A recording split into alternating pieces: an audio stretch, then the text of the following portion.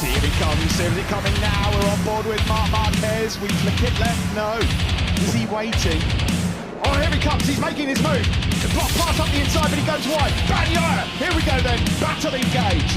One of the very, very best in the world, isn't he? Oh, and another element of surprise. The block pass this time into turn 15, but again on the comeback. Here comes Bagnia. See what Marquez did there, it just compromised his exit speed. Bagnia just had to cut him back on the inside, but let's start winding the power back up. Marc's going to have it though. He's going to have the speed around 16 and 17, and again, and this time he will be close enough to make another move and maybe lead into turn 1. Marquez then on this current lap, tried at turn 5, tried at turn 15. Will it be third time lucky as he starts lap 22? Not close enough on the brakes into the first corner. Cannot do it.